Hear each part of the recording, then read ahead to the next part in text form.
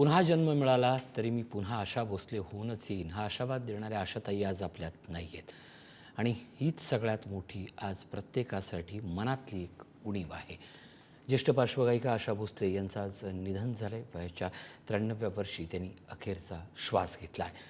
या क्षणाची ही मोठी बातमी पाहतोय. उद्या दुपारी 4 वाजता त्यांच्यावर अंत्यसंस्कार होणार आहे. शिवाजी पार्कमधील स्मशानभूमीत त्यांच्यावर उद्या अंत्यसंस्कार होणार आहेत. हृदयविकाराचा झटका आल्यानं रुग्णालयात त्यांना दाखल करण्यात आलं होतं. आशा भोसलेंच्या निधनानं मराठी हिंदी सिनेसंगीत सृष्टीवर शोककळा पसरली आहे.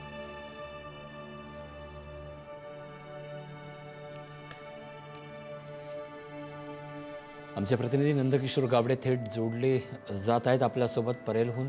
लोअर परेलला जिथे आशाताईंचं पार्थिव आणलं गेलं. नंदकिशोर, आत्ता पार्थिव आणलं गेलं, काय आहे माहिती?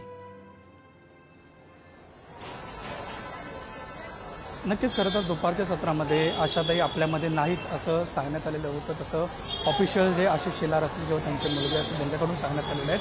अवघ्या 5 मिनिटापूर्वी ऋषी सर त्यांचं पार्थिव जे आहे ते लोअर परेल त्यांच्या राहत्या घरी जे आहे ते आणण्यात आलेलं आपल्याला पाहायला मिळते. खरं तर कासा ग्रेड हे खरं तर त्यांचं निवासस्थान होतं. गेल्या अनेक वर्षापासून ते या ठिकाणी रहिवासासाठी आलेले आपल्याला पाहायला मिळत होतं. याच्या अगोदर त्या पेडर रोडवरती राहत होत्या. मात्र आता त्यांचं या ठिकाणी पार्थिव आल्यानंतर पोलिसांचा मोठा फौजफाटा जो आहे तो या संपूर्ण परिसरात तैनात करण्यात आलेला आपल्याला पाहायला मिळते. खरं तर दोन्ही साईडचे 2 गेट आहेत. दोन्ही साईडला सुद्धा आता चाहत्यांची, कारण जवळपास 12,000हून जी गाणी अनेक लोकांच्या मनावरती राज्य केलेल्या ज्या गाण्यांनी आहेत, असे अनेक फॅन जे आहेत ते त्यांचे आता मुंबईतील सुद्धा जे फॅन आहेत ते टप्प्याटप्प्याने यायला सुरुवात झालेली आपल्याला पाहायला मिळते.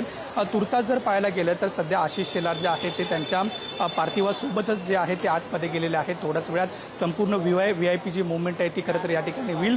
मोठमोठे मंत्री असतील किंवा अनेक सेलिब्रिटी जे आहेत ते या ठिकाणी आशाताईंचं खरं तर अंतिम दर्शन घेण्यासाठी येतील. मुख्यमंत्री देवेंद्र फडणवीस असतील, उपमुख्यमंत्री एकनाथ शिंदे असतील, हे सुद्धा जे नेते आहेत ते या ठिकाणी येतील. आणि त्याच्या अगोदर कुठलाही कायदा सुव्यवस्था बिघडू नये यासाठी पोलिसांनी सुद्धा मोठी खबरदारी जी आहे ती घेतलेली आपल्याला पाहायला मिळते. अवघ्या 5 ते 7 मिनिटापूर्वी आशाताईंचं पार्थिव जे आहे ते त्यांच्या या निवासस्थानी आणलेलं आपल्याला पाहायला मिळते. कासाग्रॅड हे त्यांचं निवासस्थान सध्याचं आहे.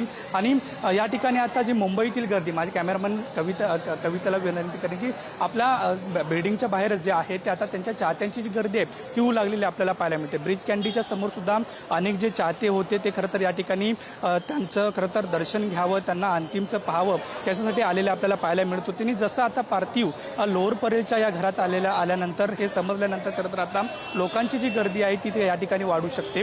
थोड्याच वेळात संपूर्ण VIP मुवमेंट सुरू होईल. मात्र त्या अगोदर जर पाहायला गेलं तर आशाताईंनीच संपूर्णच महाराष्ट्रच नव्हे तर देशावरती, राज्यातच नव्हे तर संपूर्ण देशात आणि जगभरात त्यांच्या गाण्यांची जी क्षमता आहे ती खरं तर आपण सर्वांनाच पाहिलेली आपल्याला पाहायला मिळत होते.